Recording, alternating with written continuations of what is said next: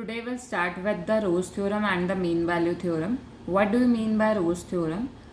I have made the graphical representation also, but whenever we are doing the questions, we need to apply the algorithm while doing the questions. So let f from a to b tends to r. This function is given to you. If the function is continuous on the closed interval and differentiable on open interval, after that, if I am getting this condition that f of a is equivalent to f of b, where a and b are some real numbers, then there exists some c which belongs to the open interval such that f dash c is equivalent to 0. That means whenever I am talking about the Rolle's theorem, in the Rolle's theorem, first condition is you need to check whether the function is continuous on the closed interval ab, differentiable on open interval ab, and if the third condition f of a is equivalent to f of b. If these three conditions are satisfied, then there exists c. How we are calculating c? By evaluating f dash c is equivalent to 0.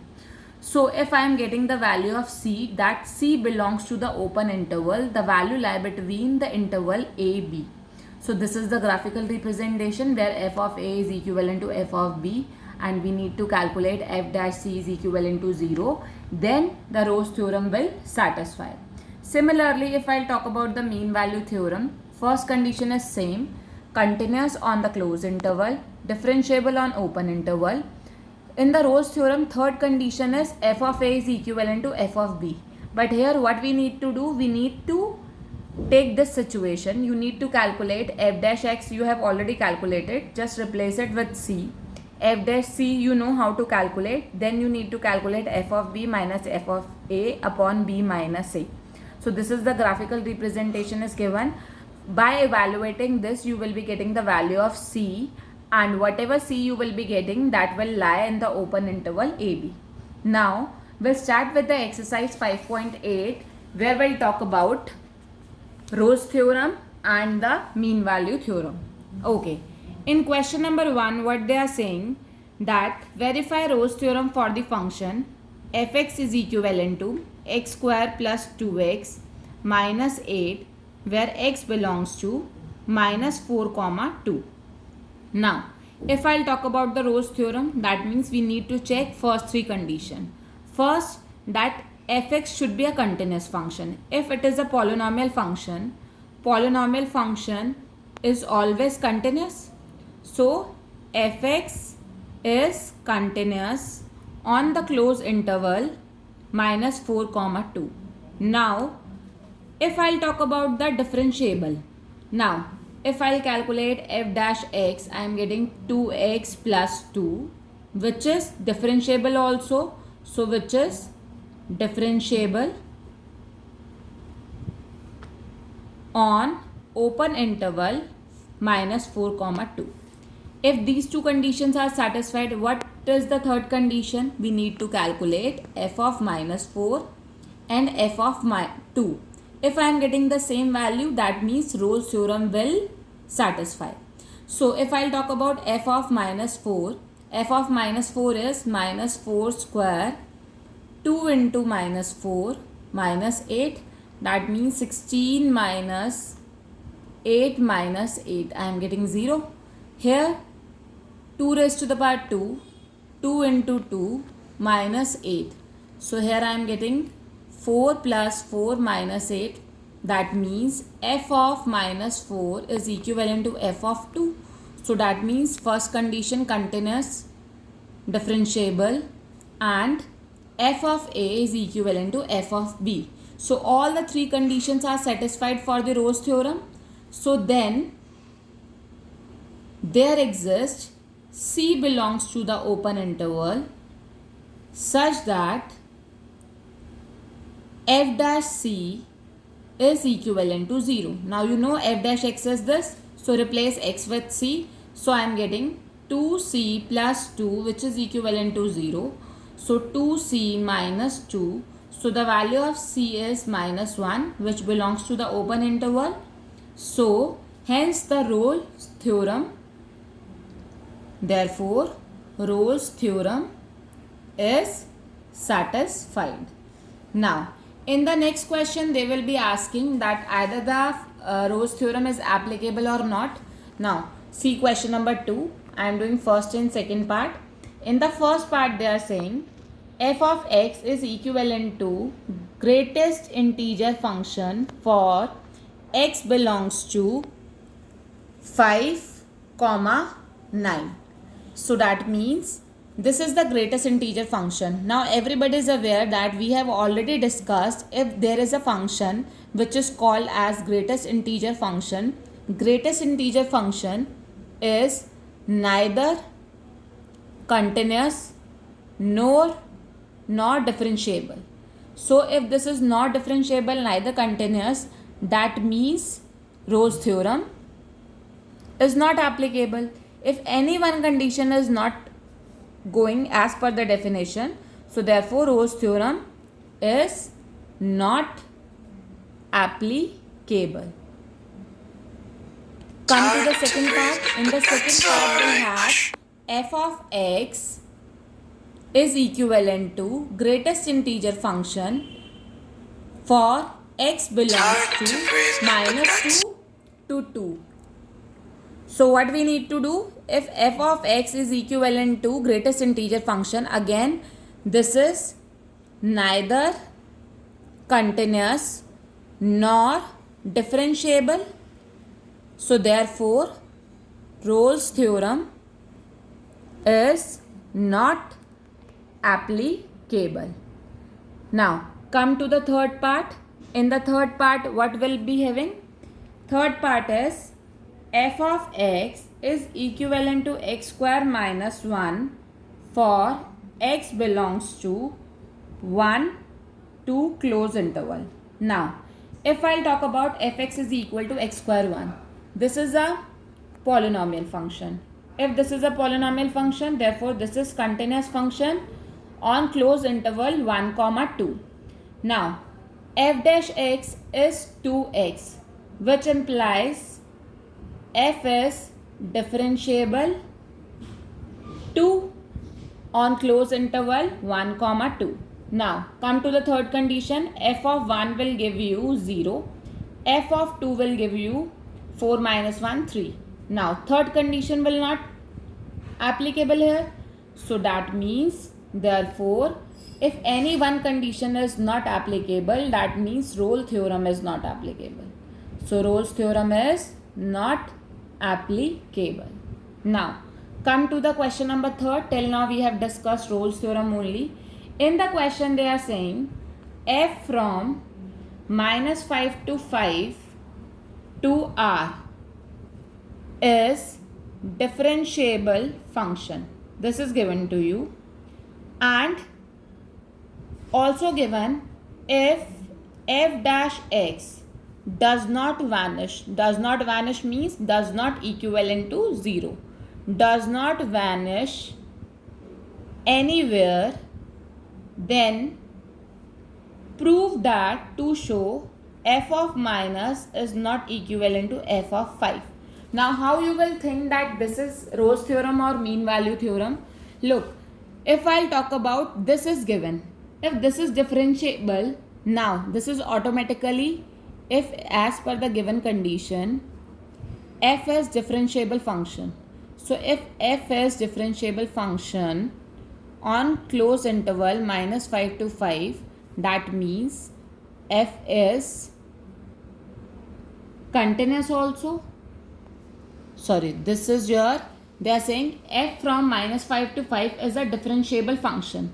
So f is differentiable function, which implies f is continuous also on closed interval -5 to 5. And if I am getting this condition, now as per the Rolle's theorem, third condition is f of -5 should be equivalent to f of 5. That means this is not the case of the Rolle's theorem. This is the case of the mean value theorem. Then according to mean value theorem, there exists C belongs to open interval -5 to 5 such that, what is the condition? f dash c f of we need to write f of b minus f of a. So this is your a, this is your b. So f of 5 minus f of minus 5, 5 minus minus 5, that means b minus a. Now as per condition, if differentiable this is continuous, now I am applying mean value theorem. One more condition is given, that f dash x does not equivalent to 0, as f dash x does not vanish. So that means at point C, f dash c does not equivalent to 0. If I am calculating the value of, if I am putting this as not equivalent to 0, now this condition will become f of 5 minus f of minus 5, 5 minus minus 5, that means which is not equivalent to 0, because f dash of c is not equivalent to 0. Now this will become, this into this will become 0. So what I am getting, f of 5 minus f of minus 5, which is not equivalent to 0. So here I am getting f of 5 not equivalent to f of minus 5. So hence proved. This is the answer.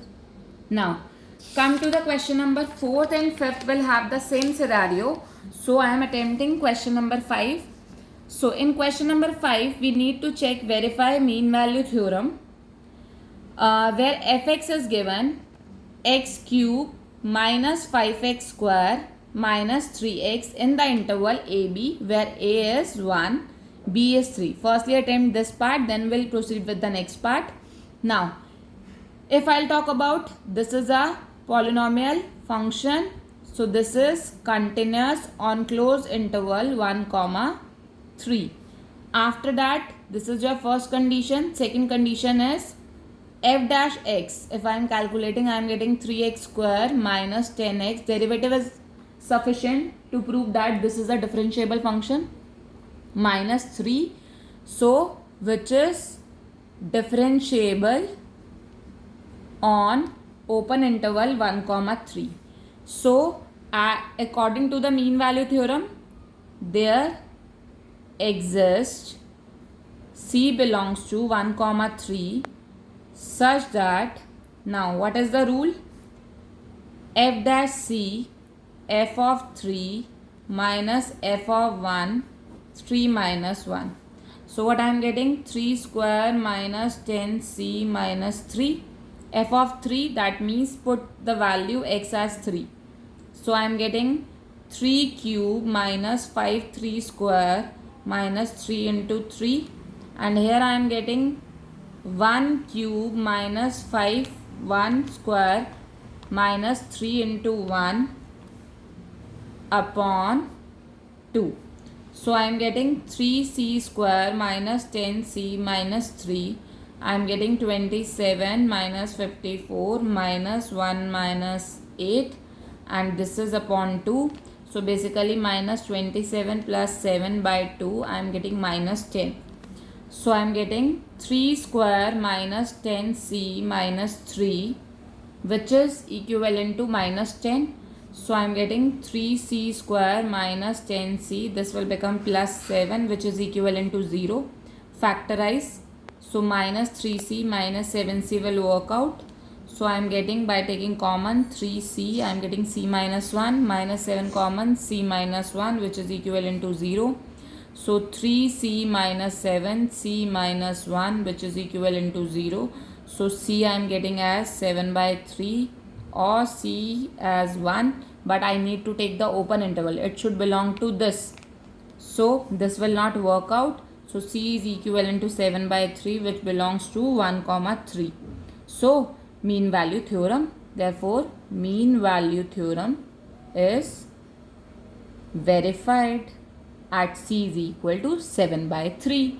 Now after that they are asking, find all c belongs to, for which, that means they are asking the value of c where it belongs to 1 comma 3, for which condition is given f dash c is equivalent to 0.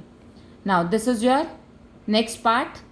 Now if I need to calculate this f dash c, f dash x is already you are aware what is that. If I'll talk about f dash x, so f dash x will give you 3x square minus 10x minus 3. Minus 3. So here we need to use because we are getting the root values, some kind of root value we will be getting. So what we need to do? 3x square minus 10x minus 3. So what we need to do? F dash c is already given. F dash c is already given. F dash x is already given. So f dash c will be 3c square minus 10c minus 3. So now this condition we need to apply. Now here I cannot do the factorization. So what we need to do? We'll calculate the roots with the help of the formula of D. Now they are asking that we'll check the answer for this, that what will be the answer for this exercise for this part, because here we'll have the root values. So definitely you need to verify it also from the answer. Now 3c square minus 10c minus 3 is equivalent to 0 is given. So if I want to calculate root, how to calculate root? Minus b plus minus root d upon 2a. So if I'll talk about, here a is 3, here b is minus 10, here a is 3, b is minus 10 and c is minus 3. Now c is given minus b. Minus b means a is 3, b is minus 10, c is minus 3. Now apply the roots, because we are not able to do the factorization. So minus b will become 10. So if this is 10 plus minus, okay, if I'll talk about d, d is what? B square minus 4ac. B square is what? Minus 10 square minus 4 into 3 minus 3. Okay, if I'll talk about, this will become 100 and this will become 3 into 3, 9, 9 into 4, 36. So if I'll talk about 136, so here 136, under root of 136 will be 2 into 2 6 are 2 8 are. Then we'll getting 2 3s are 2 4s are. Then 2 1s are 2 7s are. But again what I am getting? Here I am getting 2 root 34. So if I want to apply the under root of 34, and 2a is what? 2 into 3. So I am getting 10 plus minus 2 root 34, because here this will become 2 will come out, under root 34 upon 2 into 3, 6. Now if I want to take common, then what will be the common term? So if I am getting common as 5 plus minus root 34 upon 6. So I am getting 5 plus minus root 34 upon 3. And if I'll talk about root 34, that will be your 5.881, something like that. So if I am getting this, then what I am getting? 5 plus minus 5.81. We can take 8 also, but just make it up to 2 decimal. So what I am getting? 5 plus 5.81 upon 3. Next term I am getting 5 minus 5.81 by 3. Okay. If I'll talk about 5 plus 5.81, so I am getting 10.81 divided by 3. And if I am doing 5 minus, I am getting 0.81 upon 3. So if I'll divide 10.81 divided by 3, 10.81 divided by 3, so I am getting as 10.81, 3.6. Yes. And if I'll do 0.81 divided by 3, because 5 minus, so I need to apply minus also, because this is the greatest sign. So 0.81 divided by 3 will give you 0.27 something. Now they are asking, I need to tell it should belong to 1, 3. So if I am saying 1, 3, that means no value of C belongs to 1, 3.